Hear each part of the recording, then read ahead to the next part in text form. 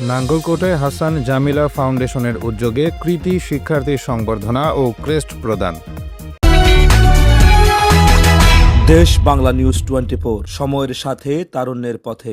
কুমিল্লার নাঙ্গলকোটে হাসান জামিলা ফাউন্ডেশনের উদ্যোগে বেগম জামিলা মেমোরিয়াল বালিকা উচ্চ বিদ্যালয়ের কৃতি শিক্ষার্থী ও গুণীজন সম্মাননা অনুষ্ঠান বৃহস্পতিবার দুপুরে বিদ্যালয় মিলনায়তনে অনুষ্ঠিত হয়েছে। স্কুল ব্যবস্থাপনা কমিটির সভাপতি মোহাম্মদ বশিরুজ্জামান খানের সভাপতিত্বে অনুষ্ঠানে প্রধান অতিথির বক্তব্য রাখেন নাঙ্গলকোটের সাবেক এমপি ডক্টর এ.কে.এম. কামরুজ্জামান। অনুষ্ঠানে স্বাগত বক্তব্য রাখেন বিদ্যালয়ের প্রধান শিক্ষক জসিম উদ্দিন ভূঁইয়া। বিদ্যালয়ের সিনিয়র শিক্ষক মনির হোসেন ও মইজ উদ্দিন রতনের সঞ্চালনায় অনুষ্ঠানে বিশেষ অতিথি ছিলেন নাঙ্গলকোট পৌরসভার সাবেক মেয়র এ.কে.এম. মনিরুজ্জামান খান। এ সময় উপস্থিত ছিলেন রাজনীতিবিদ মিয়া মোহাম্মদ ইদ্রিস, নাঙ্গলকোট প্রেস ক্লাব সাধারণ সম্পাদক তাজুল ইসলাম, নাঙ্গলকোট উপজেলা যুবদল যুগ্ম আহ্বায়ক সাখাওয়াত হোসেন শাহিন, বিদ্যালয় সহকারী প্রধান শিক্ষক মোহাম্মদ আলী ও বিদ্যালয়ের শিক্ষক শিক্ষিকাবৃন্দ। অনুষ্ঠান শেষে বেগম জামিলা মেমোরিয়াল বালিকা উচ্চ বিদ্যালয়ের কৃতি শিক্ষার্থীদের মাঝে ক্রেস্ট ও গুণীজনদের সম্মাননা তুলে দেন অতিথিবৃন্দ। অনেক ভালো রেজাল্ট করে আসছে। আমি নিজেও জানতাম না যে বাংলা বোর্ডে ফার্স্ট সেকেন্ড থার্ড মানে 10-20-এর মধ্যে আমাদের স্কুলের ছাত্রী আছে, এটা আসলে আমার জানা ছিল না। এটা একটা বিশেষ, আমি নিজের খুবই আনন্দিত যে আমার বড় ভাই উনি পরিচালনা করে স্কুলকে অনেক ভালো অবস্থানে এনেছেন। এর জন্য আমার পক্ষ থেকে ওনাকে আমি আবারও জানাচ্ছি, শুভেচ্ছা জানাচ্ছি এই ভালো রেজাল্টের জন্য। পাশাপাশি আসলে উনি পরিচালনার দায়িত্বে ছিলেন, স্কুলের শিক্ষক শিক্ষিকা যারা আছেন অবশ্যই তাদের অনেক অবদান আছে, তাদের ইচ্ছে অনেক পরিশ্রমের ফল।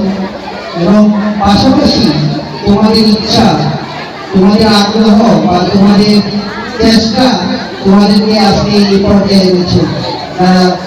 আমি বলবো আজকে যারা আমি দেখি যে অ্যাডমিশন থেকে আজকে 24 সাল পর্যন্ত যারা 25 সাল পর্যন্ত যারা এই ক্লাস বা জিপি 5 পাস করে এসছো, আমি এটা তো আমাদের স্কুলের জার্নি বলো, পাশাপাশি আমি বলবো যে তোমাদের চেষ্টা তোমাদেরই বলো এবং তোমার বাবা মা যারা আছেন তাদের বলো। আর আসলে এখানকার টিচার যারা আছেন আমাকে প্রস্তাব দিলেন যে আমরা এই ধরনের একটা প্রোগ্রাম করি ওদেরকে উৎসাহিত করার জন্য। এই কারণে আমিও আসলে আগ্রহ দেখে বিশেষ করে আমি স্কুলের টিচার অধ্যক্ষ সাহেব আমাকে ফোন করেছিলেন। আমি আমার প্রধান শিক্ষক কর্মীদের সাথে আলাপ করে একমত হয়েছি যে হ্যাঁ এই ধরনের প্রোগ্রাম আমরা করছি এবং ভবিষ্যতে করব। তোমাদের কয়েকদিনের হাতে কালি দেখে ভালো লাগে না,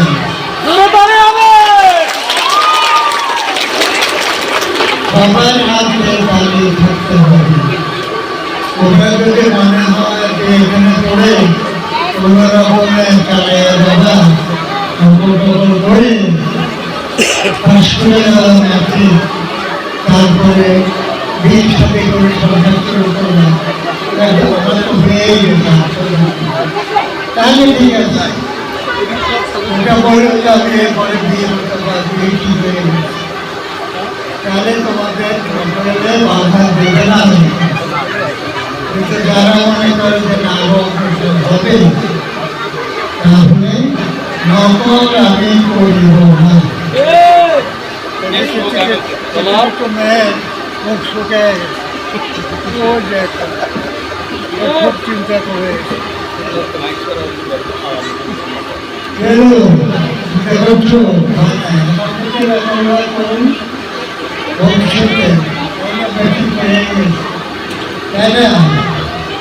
নকল করিব না। আর এটা কে বলেছেন? হেডমাস্টার সাহেবের পরিমন্ত্রী ওনার সম্মুখে নিয়ে আমি বললাম নকল আমরা করিব না। ঠিক আছে, চেষ্টা করুন। দেশ বাংলা নিউজ 24, সময়ের সাথে তারুণ্যের পথে।